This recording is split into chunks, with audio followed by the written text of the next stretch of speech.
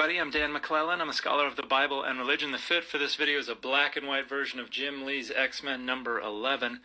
Let's take a look at a video. The Bible never uses the word abortion. Okay? The Bible does say we're not to murder. And murder is killing motivated by selfishness, hatred, or revenge. Obviously, there's such a thing as self-defense, which is different ethically. So murder is killing motivated by selfishness, hatred, or revenge. That's certainly not a definition of murder that can be found in the Bible. The Bible never defines murder, but based on the way the words for murder are used in their contexts, it is the killing of a person that is considered illegal. All right, so then obviously the hard question is, when does human life begin? Yeah. Right? That's the hard question. It's the question. So this is actually not a relevant question, at least as far as the Bible is concerned. Within the Bible, the question is, when does a person begin? Because in the Bible, you can have someone illegally kill a human being who is not considered a full legal person. And the penalty for that illegal killing is much less severe than it would have been if that person were a full legal person. So, for instance, if a man owns an ox, then he has been warned that his ox is a gorer, and he allows it to get out, and it kills an Israelite citizen, that's the death penalty. Unless the family of the deceased opts instead to impose a fine upon the owner, and that fine could probably get pretty steep. If the ox scores an enslaved person, however, 30 shekels is the fine. There's no talionic justice. There is no life for life, eye for eye, tooth for tooth. Flat fee of 30 shekels, because that was the life of an enslaved person. It was a little less person than an Israelite and a little more property. And so they had an assigned value to them. Similarly, an owner could beat an enslaved person with a rod, and if they immediately died, then it says they would be avenged. And it's not clear what that vengeance would entail, because if the enslaved person were a debt slave who were an Israelite, the penalty would be more severe because they were considered more of a person than if that enslaved person were a foreigner, in which case the penalty would be less severe. If the enslaved person survives for 2 or 3 days and then dies, there's absolutely no punishment whatsoever, because the enslaved person was the property of the owner. They were more property than person. Similarly, if a pregnant woman is injured by 2 men who are fighting and she miscarries, the penalty is a fine that is decided on by the husband and then arbitrated so that it is not exorbitant. If the 2 men who are fighting accidentally injure the pregnant woman and she is injured or dies, then it is talionic justice, life for life, eye for eye, tooth for tooth. So between the woman and the fetus, the woman is far more a person, a legal person, than the fetus, who is even less legal person than an enslaved person. They are closer to property. They don't even have a standardized value placed on them like an enslaved person does. The value is determined by the husband, so they are considered the property of the husband. So in the Hebrew Bible, abortion would not have been considered murder. We don't know for sure if it would have been considered problematic or not, because they never say, but abortion was something that took place in the ancient world, and absolutely nothing in the Hebrew Bible indicates that they thought of a fetus as a person. When we get to early Judaism, they explicitly lay that out. They make that distinction between a born person and an unborn fetus quite explicit. It is not considered a person. Now, within Greco-Roman period Judaism and early Christianity, the story is different because they fall under the influence of Greek philosophical frameworks. And so the Greek translation of the passage in the Covenant Code that talks about the pregnant woman who is injured actually renegotiates what's going on here. So it's not a question of miscarriage and injury or death to the woman. It is a question of whether or not the fetus was fully formed or not. If the fetus was not fully formed, that's when it's the fine. If the fetus was fully formed, then it is the death penalty. And the reason is because they're adopting an Aristotelian position on the concept of ensoulment, when the soul enters the body and the fetus becomes a person. And there were three different main perspectives on this. According to the Epicureans and the Pythagoreans, the fetus became a person at conception. According to the Aristotelians, it became a person at the quickening, when the fetus was fully formed and began to move on its own.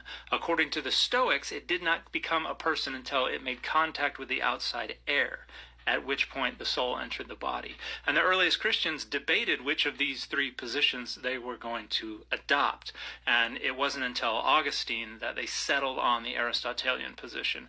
And so the notion that abortion was murder only held, according to Augustine and the consensus view of Christians after that, if the fetus was fully formed.